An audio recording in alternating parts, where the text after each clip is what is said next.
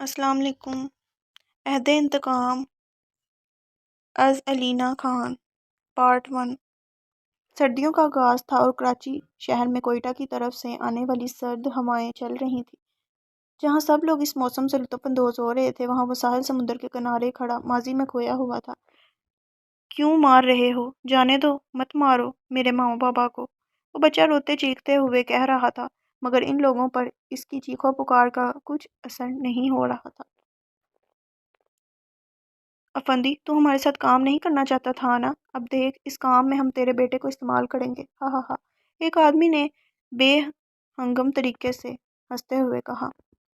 بچہ ایک پل کو ان لوگوں کی بات سن کر سہم گیا تھا، مگر ان لوگوں کو آپس میں گفتگو کرتے دیکھ وہ قریب موجود گھنے درخت پر چڑھ گیا۔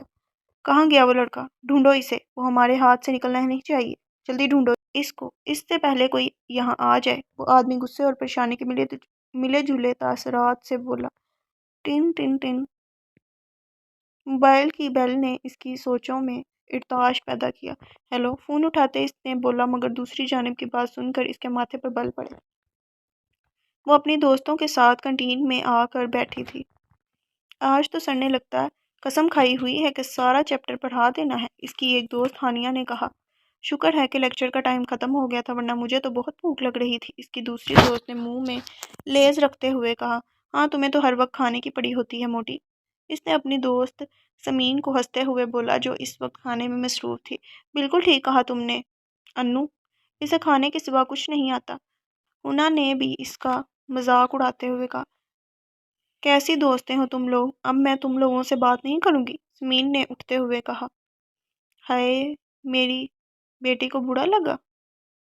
ہی ہی ہی، ہانی نے سمین کو بچوں کی طرح پچکارتے ہوئے کہا، جس پر سمین سمیت ان سب کی ہنسی کنٹین میں گونجی۔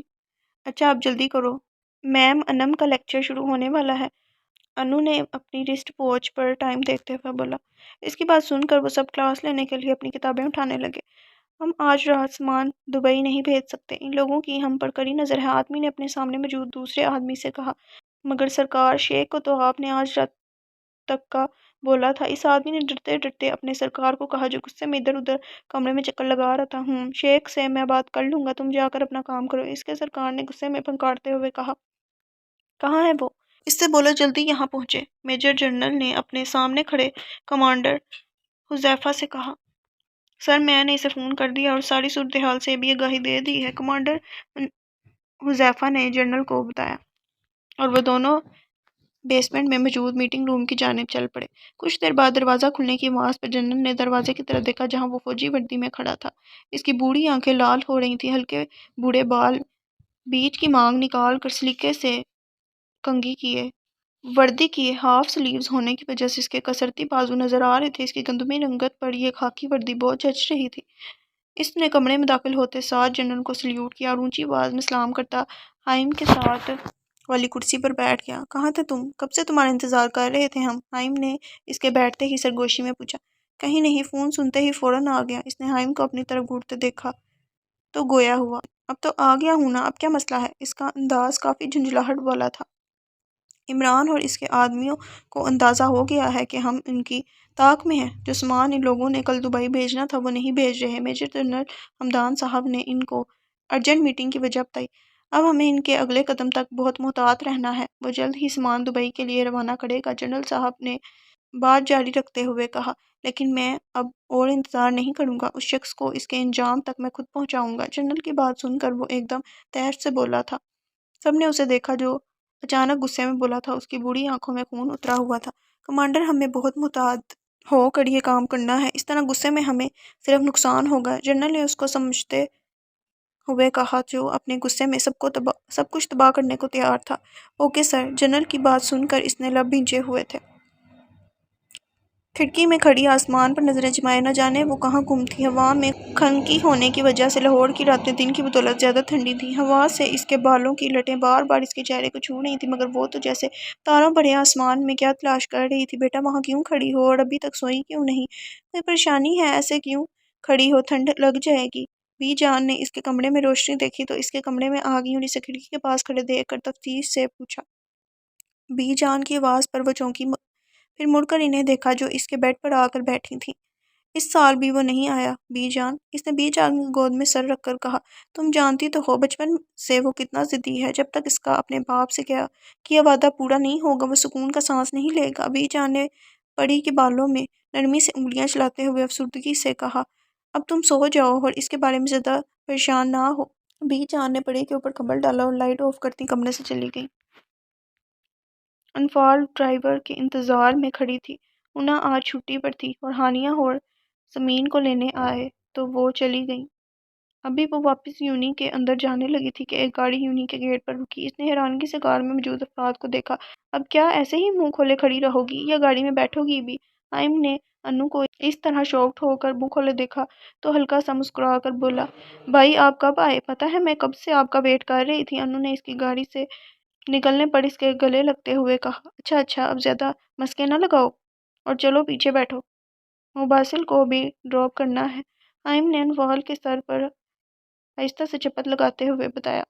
انفال مباسل کا نام سن کر اپنی اختیاری پر کچھ شرمندہ ہو کر گاڑی میں بیٹھی۔ السلام علیکم۔ مباسل نے ایک نظر اس پر ڈال کر اپنے مخصوص انداز میں سلام کیا۔ حائم نے انفال کے بیٹھتے ہی گاڑی سٹارٹ کی۔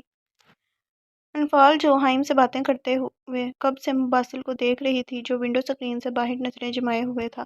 بھائی کیا فوج کے لوگ مسکراتے نہیں ہیں؟ انفال نے مباسل پر چوٹ کی تھی اور یہ بات وہ سمجھ گیا تھا کیونکہ انفال کی باتوں کا جواب حائم ہنستے ہوئے ہی دے رہا تھا۔ تمہیں کس نے بولا یہ؟ اور میں تو کب سے تمہارے ساتھ مسکراتے ہوئے جواب دے رہا ہوں۔ حائم نے اس کے اس طرح اچانک سوال پر چونک کر کہا، نہیں کسی نے نہیں، میں تو ایسے ہی پوچھ رہی تھی۔ انفال نے اس کی بات پر گھبرا کے کہا۔ حائم نے ایک بیکری کے سامنے گاڑی روکی اور اتر کر بیکری میں چلا گیا۔ حائم کے جانے کے بعد اس نے ایک نظر سامنے بیٹھے شخص کو دیکھا جو ونڈو سکرین سے باہر دیکھ رہا تھا۔ آپ اتنا روڈ کیوں رہتے ہیں؟ مطلب ہر وقت آپ کے چہرے پر اتنی سنجیدگی رہتی ہے؟ بہت ہمت کر کے اس نے اپنے دل میں اٹھتے سوال کو پوچھ ڈالا۔ اس نے بیک ویو مرر سے پیچھے بیٹھی لڑکی کو دیکھا۔ آپ کو ایسا کیوں لگا؟ مباسل نے سرد مہری سے کہا، کیا آپ کسی سے محبت کرتے ہیں؟ وہ خود بھی نہیں جانتی تھی کہ اس نے یہ سوال کیوں کیا۔ ہاں، جواب کچھ سیکنڈ بعد آیا۔ اس کے ہاں کہنے پر انفال کے اندر کچھ ٹوٹا تھا۔ رخ موڑ کر وہ باہر بیکری کی طرف دیکھنے لگی جہاں سے حائم اب کچھ شاپر پکڑے باہر آ رہا تھا۔